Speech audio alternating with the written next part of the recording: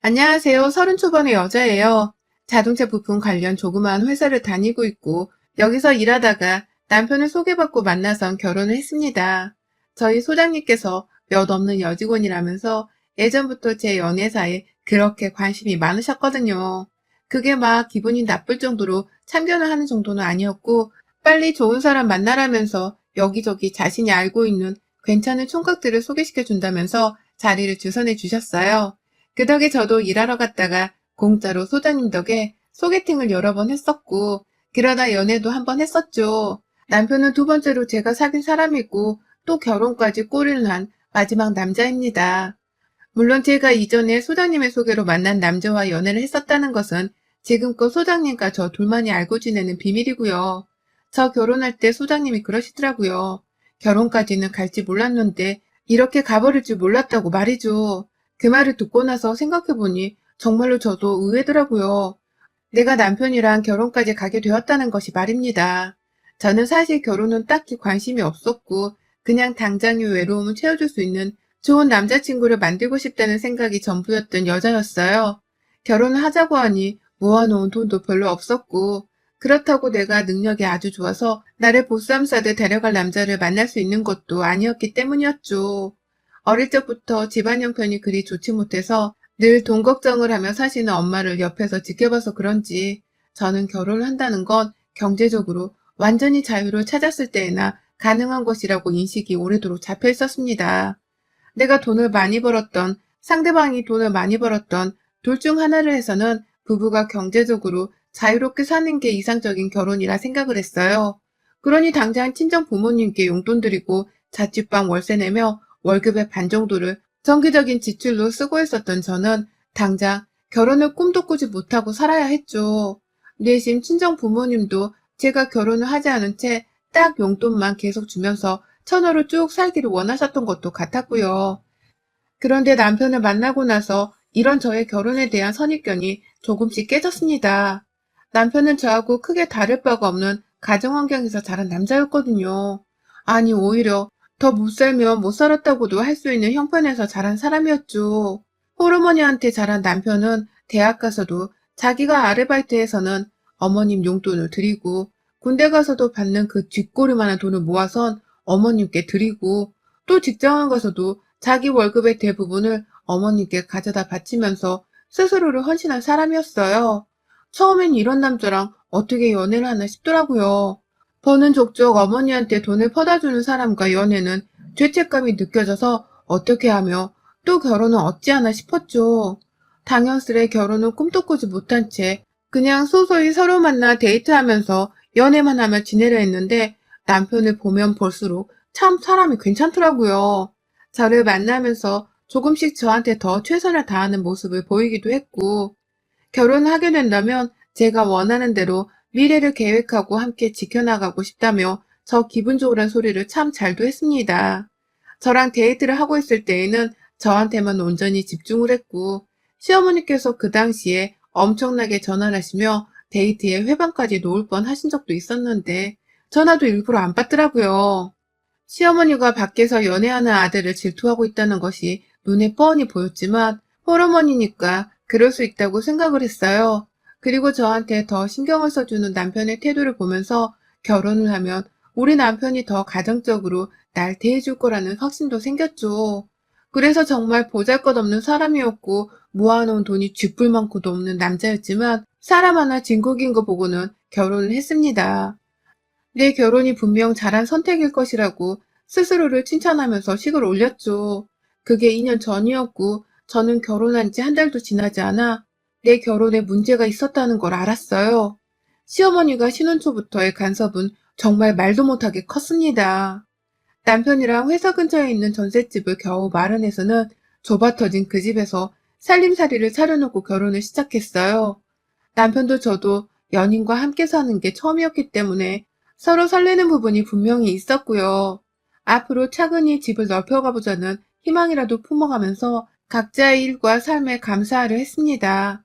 아니, 더 정확히는 제가 그렇게 살자고 말을 주로 하는 편이었습니다. 하지만 남편은 결혼을 하고 나니 갑자기 안 하던 마마보이 짓을 하더라고요. 연애 때는 그렇게 저를 우선으로 생각해 줄 듯 행동하더니 막상 결혼에 혼인신고까지 하고 나자 저를 나몰라라 하면서 시어머니의 부름에 냅다 달려가는 겁니다. 혼자 밥 먹기 너무 울적해서 우울하다. 라고 어머님이 한 소리하며 전화를 하시면 지금 갈게요. 라면서 시댁으로 바로 달려갔고요. 엄마가 집에 반찬을 해놨는데 이거 가져가라. 라고 하면 그 길로 혼자 주말에 시댁에 가서는 하루 종일 있다가 집에 왔어요. 아니 신혼초의 부부는 보통 함께 움직이면서 시간을 보내려 하잖아요. 시댁이나 친정을 가더라도 함께 가고 말이죠. 그런데 제 남편은 오히려 결혼 이전처럼 살아줘야 자기 엄마가 덜 우울해할 것이라면서 자기 혼자 먹을 것을 사서 시댁에 가서 시간을 보내다 왔어요. 처음엔 저를 두고 가는 게 은근히 섭섭하고 기분이 나쁘더라고요. 시어머니도 일부러 그러는지 꼭 부부가 둘 다 쉬는 주말마다 남편을 불러서는 자기가 외롭고 힘들다는 소리를 막 하셨고요. 그쯤 되면 그냥 모자가 서로 보고 싶은 나머지 핑계를 만들어가면서 서로 만나고 있는 게 아닌가 싶었습니다. 그런데 이런 생각은 정말 약과였어요. 신혼 초에는 제 남편만 마구 불러대면서 시간을 보내더니 아들이 결혼했다는 사실이 조금씩 익숙해지신 건지 어머님이 슬슬 저도 불러대더라고요. 주말에는 당연한 것이었고 어쩔 땐 퇴근을 하고 집에 막 도착을 한 순간에 다시 신발을 신고 집을 뛰쳐나오게 만들기도 하셨어요. 이유는 그냥 단 하나, 당신이 저희 부부를 보고 싶다고 제발 좀 오라고 하소연을 하셨기 때문이었죠. 그 바람에 엄마 바라기인 남편이 먼저 뛰쳐나가고 그 뒤로 제가 따라 나가고 분명 우리가 신혼은 신혼인데 이게 뭐 하는 짓인가 싶더라고요. 결혼 전에 남편이 했던 달콤한 말들은 다 결혼을 하기 위해 했던 진심 없는 말들이었나 싶고 시어머니의 지나친 간섭과 저를 향한 관심이 슬슬 스트레스로 쌓여갔습니다. 그 와중에 남편은 계속해서 자기 용돈의 대부분을 시어머니께 퍼다주고 있었고 남은 돈은 우리의 미래를 위해 저축을 해야 한다고 하길래 저 혼자 월급을 벌어다가 우리 부부의 생활비로 보태 쓰곤 했죠. 저 또한 우리 부모님 용돈을 드리고 있었는데 이 상황이 너무 부담스럽고 힘들었습니다. 그런데도 딱히 손 쓸 수 있는 부분이 없어서 그냥 이대로 계속 살고 있었어요. 시어머니의 저를 찾는 빈도수는 계속해서 늘어만 갔고 남편은 거의 시댁과 저희 집을 마치 조강지처와 세컨드를 번갈아 만나듯이 심할 정도로 왔다 갔다 하면서 자신의 주말 혹은 퇴근 후 평일 저녁을 보냈습니다. 저는 마치 시어머니랑 남편을 나눠 가지고 있는 듯한 기분이었죠. 그러다 올 초에 저희 친정엄마가 허리를 삐끗하시는 바람에 병원에 입원을 하시게 된 적이 있었어요. 코로나 때문에 병원 안에 입원을 시키는 것 자체가 너무 걱정이 되었고 나이가 있으신 분이 갑자기 허리를 다친 것이어서 자식인 제 걱정이 이만저만이 아니었습니다. 병원 측 말을 들어보니 코로나 때문에 보호자가 마음대로 병원 안에 출입도 못하더라고요. 그래서 엄마를 보러 병실 안에 들어가려고 보호자 코로나 검사도 받고 매일같이 제 몸 처신도 똑바로 하면서 생활을 했어요. 그러다 퇴근을 하면 남편한테 양해를 구하고서는 친정엄마를 가족대표로 보러 가기도 했고요. 그런데 이 소식을 저희 시어머니께서 전해 들으셨나 보더라고요. 전화가 와서는 한다는 말이 니네 엄마 아프시다며? 그런데 넌 네 시어머니 아픈 건 보이질 않니? 나 머리가 지끈거려 죽겠는데 네 남편은 전화도 안 받고 라고 하면서 저를 찾으시더라고요. 기껏 엄마 병 간호하려고 병원에 온 거 뻔히 알면서도 이런 저를 자기 집에 와서 자기 먼저 간호하라면서 절 부르더라고요. 제 입장에서는 정말 기가 찰 수밖에 없는 상황이었죠. 우리 엄마가 시어머니랑 어디 갔나요? 감히 나를 배 아파 낳아준 우리 엄마를 어디다 대고 비교를 하냔 말입니다. 처음엔 시어머님 말씀이 너무 어처구니없고 기분도 나빴어요. 그래서 엄마 돌봐드려야 해서 못 가니까 남편이 연락될 때까지 기다리라며 말도 확고하게 드렸고 남편한테도 제가 따로 연락을 했습니다. 남편이 전화를 잘도 받더라고요. 남편의 말로는 시어머니가 아프단 소리를 아직 듣지 못했다고 했고요. 그러니 바로 촉이 오더라고요. 시어머니가 괜히 친정엄마를 돌봐주러 간 저를 시샘에서는 억지로 자신한테 오게 하려고 거짓말을 했다는 걸 말입니다. 일부러 저를 빨리 시댁에 와 자기 뒤치다거리나 하게 시키려고 아프단 꾀병까지 부려가면서 저를 찾은 것이었어요. 이 사실을 안 순간 저는 더 시댁에 가지 않겠다고 굳게 마음을 먹었는데 남편은 남편대로 우리 엄마도 아프대잖아. 장모님은 병원에서 간호사랑 의사들이 돌봐주고 있으니까 당신은 일단 우리 엄마한테 좀 가줘라. 라며 말을 하더라고요. 아무도 그 와중에 우리 엄마의 몸 상태를 걱정해주는 사람 하나가 없었습니다. 참, 이런 사람이 내 남편이고 내 시어머니구나 하는 마음에 엄청나게 괴로웠던 순간이었어요. 결국 그렇게 시어머니 전화를 몇 번이고 더 받다가 친정엄마가 먼저 가보라는 소리를 하시면서 저를 내보냈고, 결국 저는 친정엄마를 둔 채 멀쩡히 꾀병을 부리는 줄 알면서도 시어머니를 찾아갔어요. 제가 처신을 똑바로 확실히 해야 했던 건데, 저도 시어머니가 어려웠던 나머지 제대로 처신을 하지 못하고 말았습니다. 이 부분에 있어선 제 불찰이라는 걸 지금 저도 너무나 잘 알고 있어요. 그런 일이 있고 나서 엄마는 다행히 쾌차를 하시곤 퇴원하셨는데, 못내 제 결혼 생활에 대한 걱정이 많으셨어요. 시댁에서 엄마 병간호도 못하게 하는 거냐면서 시어머니 성질에 대한 걱정도 하셨고, 남편한테 제대로 여자 대접도 못 받고 사는 게 아니냐면서 저의 결혼에 대해서도 많이 안쓰러워 하셨어요. 그런 엄마를 보니 저도 괜히 불효녀가 된 것 같아서 많이 죄송스러웠고 말이죠. 두고두고 시어머니의 행동과 남편의 말들을 곱씹으면서 혼자 매번 속도자하며 살던 도중 갑자기 이번엔 저희 시어머니가 진짜로 아파서 입원하셨습니다.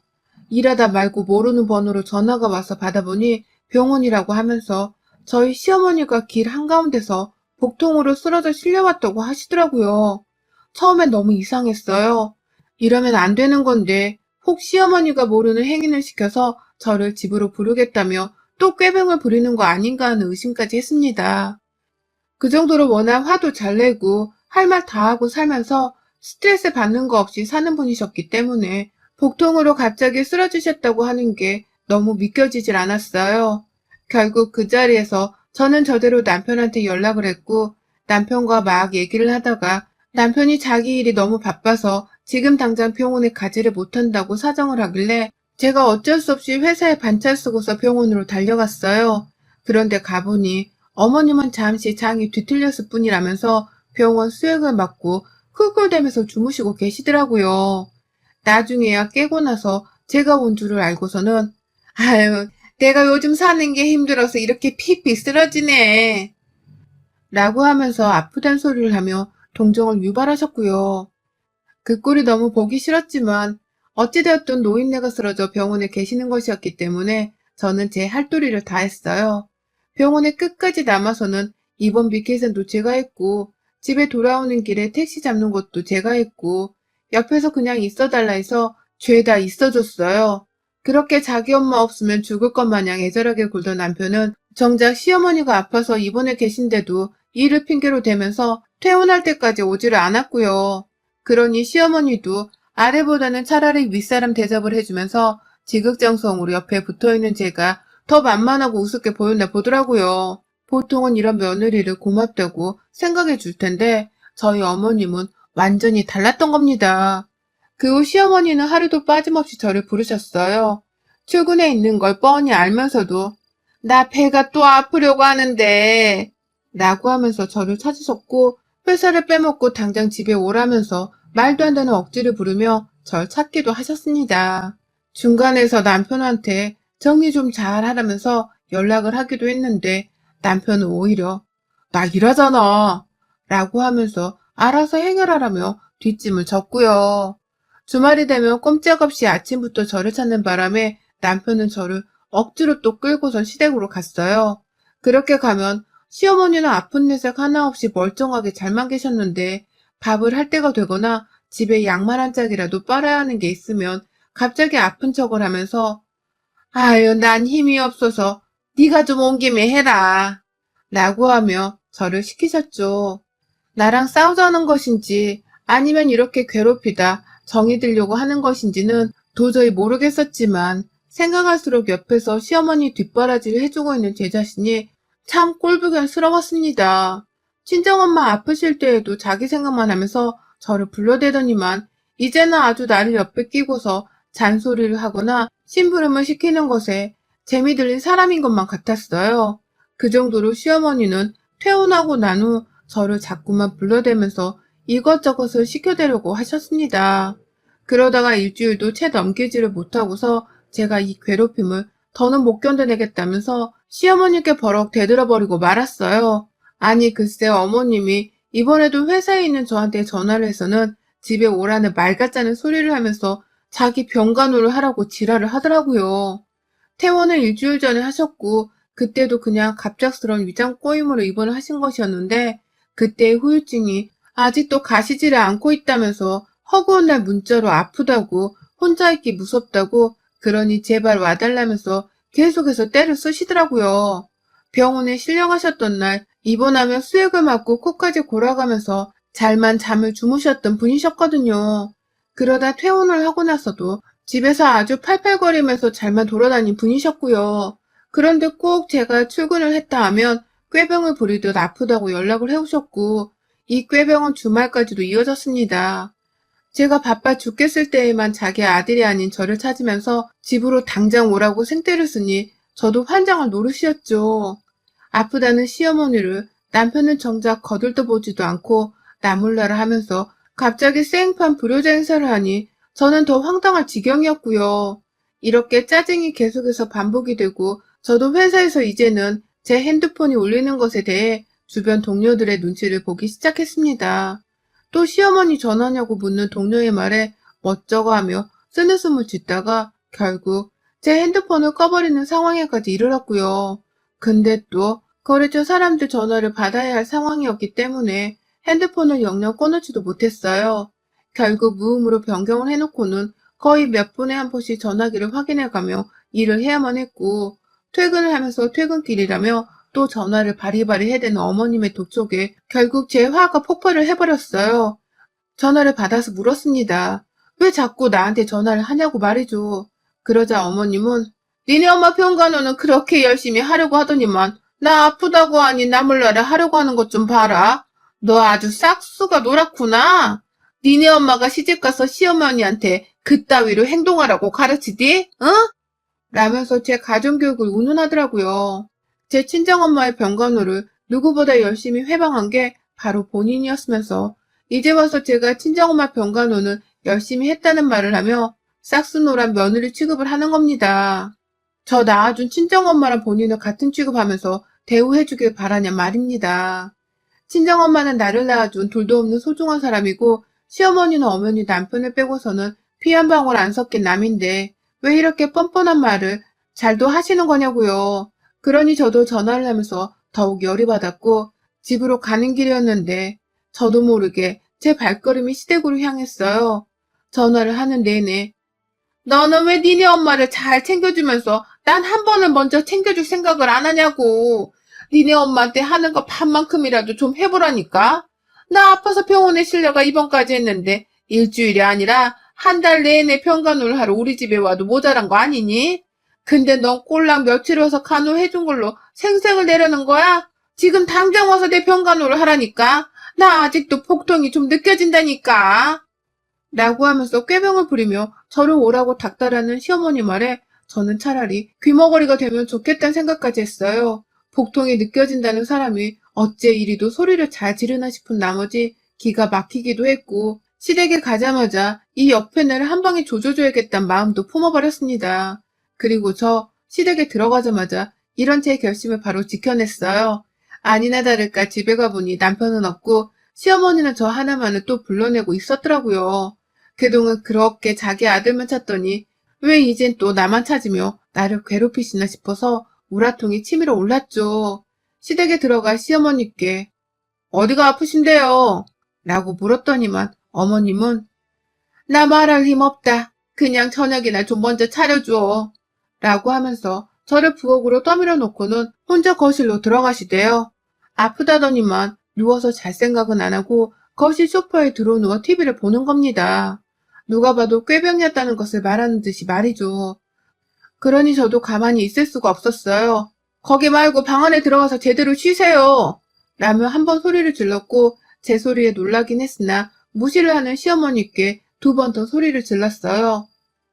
지금 당장 방구석에 기어들어가서 자라고 복통이 뭔지 한번 제대로 알게 해드려요?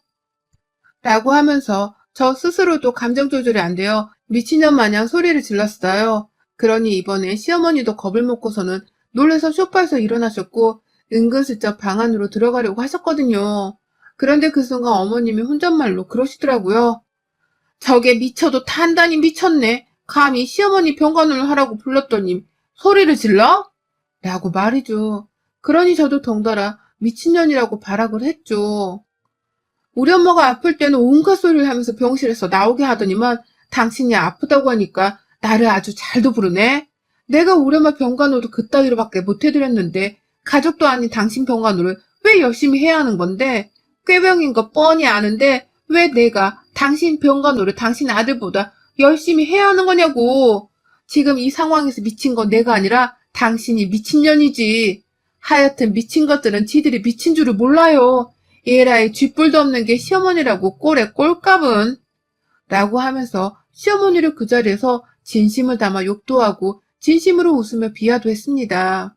부엌 한복판에서 감히 내 손에 물 묻히게 할 생각도 하지 말라며 그냥 그 상태로 몇 번이나 더 시어머니 면상에다가 미친년이라고 욕을 퍼부었더니만 시어머니도 지금 자신이 듣고 있는 욕이 진짜 그 욕이 맞나 싶었는지 황당하단 표정으로 눈만 동그랗게 뜨곤 저를 보더라고요. 충격이라는 듯이 말이죠. 그걸 보니 저도 겁먹은 시어머니의 꼬라지가 너무 우스웠고 더 열심히 발악을 하면서 미친년 소리를 해주다가 시댁을 나왔어요. 미친년 소리 또 듣기 싫으면 딱 그만 부르라는 말을 덧붙이면서 말입니다. 집으로 돌아오니 남편은 집에 이미 와 있더라고요. 그렇게 마마보이 마냥 지 엄마를 챙기고 감싸며 살더니만 이제 보니 남편은 정작 지네 엄마가 아프고 간병을 필요로 할 때는 남부든 남몰라라는 선택적인 마마보이였더라고요. 그러니 제 눈에는 이놈도 미친놈으로 보이기 충분했죠. 그래서 당분간 좀 시간을 가지자면서 그 자리에서 혼자 짐 싸서는 집을 나왔어요.